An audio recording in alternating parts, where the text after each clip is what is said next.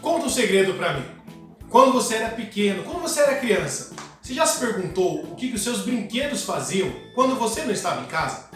Pois bem, os diretores da Disney Pixar também fizeram a mesma pergunta. E a partir daí eles reescreveram toda a história das animações infantis. Foi a partir dessa premissa básica que nasceu Toy Story, o primeiro filme de computação gráfica voltado para o público infantil. Quer saber como é que se desenrolou essa história? Então vem comigo nesse especial. Salve família, como vocês estão? Todos bem? Eu sou Felipe Oliveira e sejam bem-vindos a mais um filme aqui no canal Podpar, canal onde a gente discute sobre paternidade e carreira assistindo aos filmes que a criançada mais gosta. E o filme de hoje é o primeiro capítulo de um especial de 4 episódios que nós vamos desenvolver aqui no canal. É um filme muito especial porque fez parte não só da infância dos meus filhos, mas da minha própria infância, pois quando ele foi lançado em 1995, eu era um pequeno garoto de 8 anos. Sim, estou falando de Toy Story. Toy Story foi um filme lançado pela Pixar, até então um pequeno estúdio voltado a curta-metragens, em associação com a Disney, que tinha dentro dos seus acionistas um tal de Steve Jobs, não sei se vocês conhecem. E foi o primeiro filme completamente feito de animação gráfica voltado para o público infantil. Isso transformou os caminhos da indústria. Dizem até que foi a pá de cal para a tecnologia 2D, tecnologia essa que foi empregada em todos os filmes da Disney, desde a Branca de Neve, passando por Cinderela e culminando aí nos últimos anos com Atlantis, Planeta Tesouro e Caminho de Eldorado. Um dos últimos filmes da Disney com tecnologia 2D e que infelizmente acabaram sendo fracassos de bilheteria. Mas vamos voltar aqui para o Toy Story. Toy Story foi lançado em 95, então um pouco antes da virada de milênio, e nos apresentou a dois dos mais carismáticos e queridos personagens do mundo das animações, que é o Woody e o Buzz. Woody, para quem não sabe, para quem ainda não está familiarizado, calma que eu vou explicar.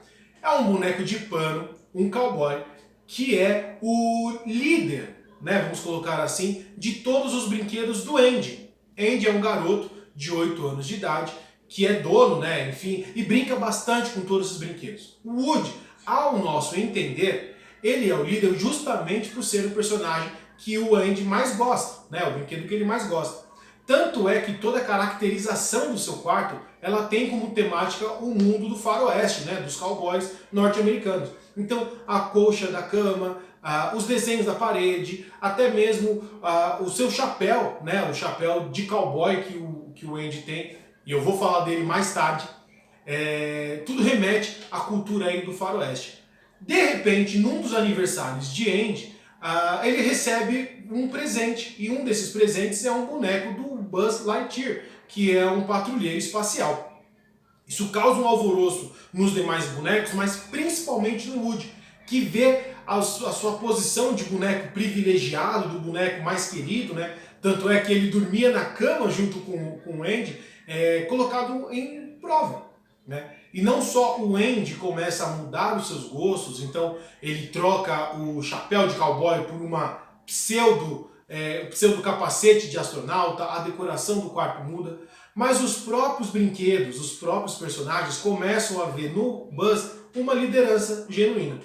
Só que aí entra o primeiro embate que eu acho que é importante a gente abordar pensando no mundo corporativo. Nós temos ali dois modelos muito claros, muito distintos de liderança. Enquanto o Woody é aquele líder corajoso, destemido, incentivador, ele ainda tem um quê de centralizador. As decisões precisam passar pelo Woody ou precisam ser tomadas pelo Woody. Ao passo que a gente vê que o Buzz já desenvolve uma liderança muito mais participativa e ideológica. Por quê? Ele não se vê como um brinquedo. O Buzz, na cabeça dele, é um patrulheiro espacial cuja nave caiu num planeta distante e ele precisa voltar aí para sua grande missão.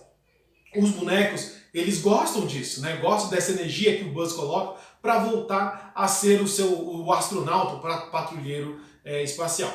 A partir desse choque, o Woody começa a tramar uma maneira de sumir, de dar um jeito no Buzz. Só que isso acaba se transformando numa grande epopeia fora da casa do Andy. Até então, lembre-se, os bonecos não saíam do quarto do Andy.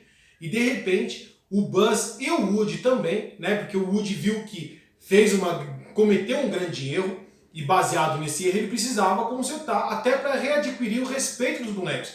Precisou sair numa missão, somente a primeira missão entre eles, de resgate, passando aí por lugares icônicos que ficaram para a história da Pixar, entre eles a Pizza Planet e o posto de combustível da Dinoco. Quem é fã de carros vai lembrar, vai saber do que eu estou falando.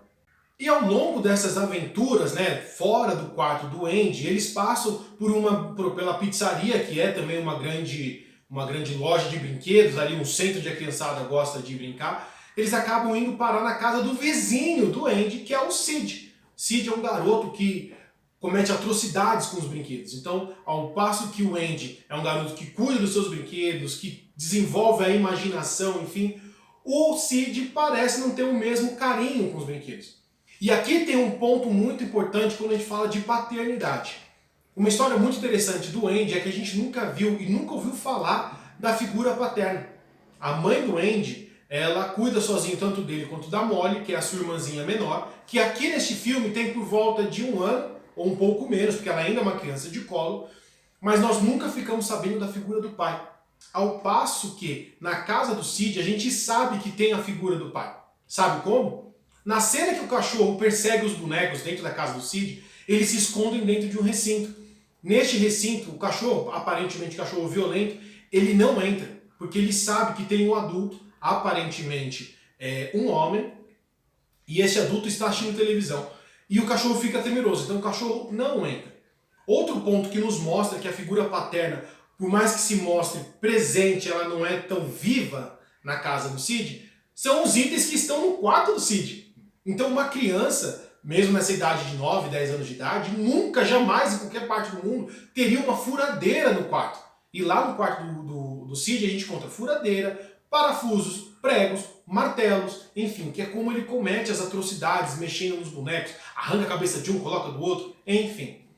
Neste mesmo quarto, quando o Buzz e o Woody estão fugindo do cachorro violento, o Buzz assiste um comercial de televisão que mostra para ele que ele de fato é um brinquedo e não um patrulheiro espacial. E isso causa um choque de realidade nele, que acaba se traduzindo numa cena que ele tenta voar, tenta sair voando pela janela, não consegue e cai e perde o braço.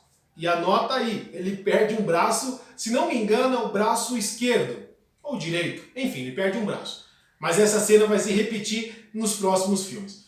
E o que eu achei interessante também nesse filme, além da questão da liderança, né, da complementaridade da liderança, porque a gente consegue entender que os brinquedos não enxergam uma substituição do Woody pelo Buzz, mas sim uma complementaridade. E a gente está cada vez mais acostumado a ver isso no mundo dos negócios. Então o próprio Steve Jobs sempre falou que o Wozniak sempre foi a mente criativa ali, que esteve presente, esteve ao lado dele no desenvolvimento da Apple, por exemplo. Trazendo para o mundo dos gibis, já que a gente está falando da Disney, né, que é a dona aí da Marvel também, a gente vê Capitão América e Homem de Ferro. No próprio DC Universe, né, no universo DC, a gente vê Batman e Super-Homem. Então, existe sim complementaridades na posição de liderança que o Buzz e o Woody vão acabar se descobrindo ao longo do filme. E além disso, um ponto que começa no Toy Story 1 e se desenvolve ao longo dos demais filmes é a questão da identidade. Identidade e propósito. Para o Woody, ele tem muito claro, ele é um brinquedo, essa é a identidade dele, e o propósito dele é estar à disposição do Andy, para quando o Andy precisar. É fazer o Andy feliz.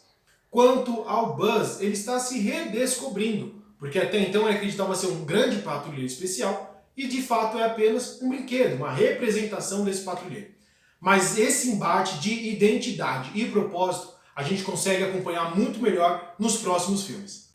Então é isso, para Toy Story 1 a gente encerra o bate-papo por aqui, mas lembre-se, a franquia tem mais 3 filmes, e eu vou falar sobre cada um deles nas próximas semanas. Então aproveita, dá um like aqui no vídeo se vocês gostaram, ativa o sininho para não perderem as próximas notificações, comente aqui embaixo o que vocês acharam da análise, o que vocês tiraram de análise assistindo esse filme, e claro, compartilha para todo mundo. Eu acho que é muito importante que a gente possa revisitar a nossa infância e compartilhar um pouco da nossa infância com os nossos com as nossas crianças de hoje em dia.